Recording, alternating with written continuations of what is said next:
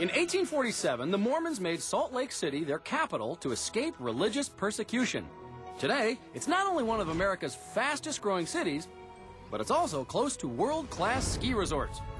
So whether you're deeply religious about your faith or you're fluffy powder skiing, this is the place to be. Howdy, gang. George here in Sandy, Utah. This is an upscale, mountainside, swanky suburb of Salt Lake City. Lots of stately mansions like this, and then, out of nowhere, a house shaped like an octagon. What's with that house? It's big. It's outrageously octagonous. Is that a word? Well, it's got 8 sides. It's shaped like a stop sign. Something of a landmark in this area. I've never seen a home constructed quite like that. Well, I wouldn't want to live in it myself. Well, we're dying to meet who would want to live in this decidedly different home. Turns out it was an impulsive buy for Don Cash, VP of Sales for a software company. His wife did the house shopping. We were moving here from Seattle. I said, just find something that has plenty of garage space and isn't the same as every other house. She looked at a lot of houses, and she called me up and said, I found an octagon-shaped house that has a 6-car garage. I said, buy it. A 6-car garage? I guess bigger is better. It's full of toys. And being different is better, too. For this family. 99% of the houses in Utah are exactly the same. Same colors, same shapes, same layout. It just doesn't fit with the traditional styles of 99% of the people who live in Utah, so we're definitely one of the 1%. Okay, but then why would someone build an octagonal house? Don asked the original owner. He said, well, actually, I tried to get a round house built, but it just cost too much. Octagon was more cost-effective. Oh. The house was built in 1977 by a doctor who was worried his Californian wife would feel cooped up by the long snowy winters. So he built this monster of a house. I'm itching to go inside. But chairlifts on a front porch? Okay, only a die-hard ski fanatic would do that. So we can see we have chair number 142 and number 140. And these are functioning, working ski lift chairs. And this is where the kids like to hang out. Stick around, there's even a fire pole inside. Don wanted to do more wild things with the house, but this is a private gated community. They're very, very strict as to what the exterior is going to look like. So this is pretty much as far-reaching as you can get and still be in this neighborhood. But inside, he could do anything he wanted. We love color. It makes us feel good. And as you can see, the house is full of color. Wow, just isn't a strong enough word. I'm getting dizzy from all the colors. This is my wife, Monette. My youngest son, Tanner, who's 8. My son, Weston, who is 11. My oldest daughter, Danielle, 17. And Brandy, who is 16.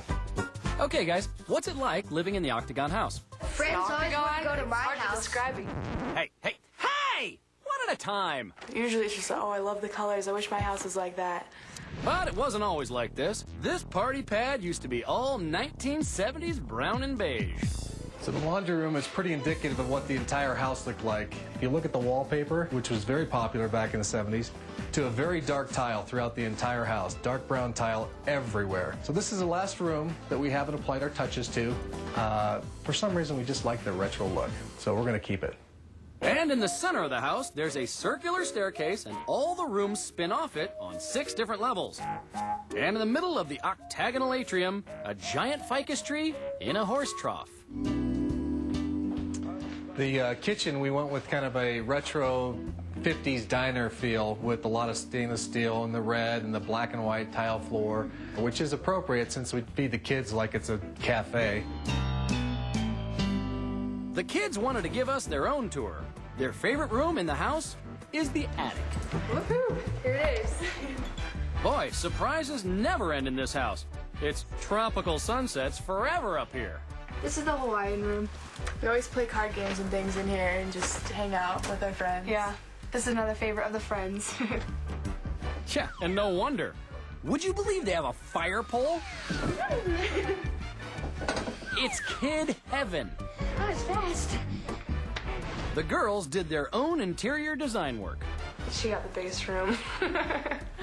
Yeah, we painted this all of ourselves. We just got a bunch of normal sponges and cut out a little petal shape and then pressed them on the walls. All right, this is my room. Got the Hawaiian bedspread, and I got to paint my walls, and I chose green because it's my favorite color. But of course, the parents get the gargantuan, gigantic, masterous bedroom on the top. This is the parents' room. Our room's the attic. This is usually off limits unless we're having a movie night. Woo! No color would feel left out in this house. But the biggest treat is yet to come. It makes all that you've just seen pale in comparison. Let me give you a hint. It's 1977. What would you put in your ultimate après-ski hangout living room? A giant hot tub, of course.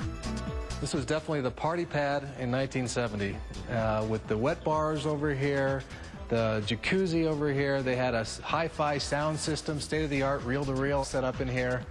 We've got the stained glass, which is definitely 1970s. The only thing missing from up there is a disco ball. Hey, we've gone through this whole thing without letting Monette say a word. Well, this is also known as the Blue Room, so. Okay. This old disco palace still hops, only these days it's rated PG. And the good, clean fun extends outdoors.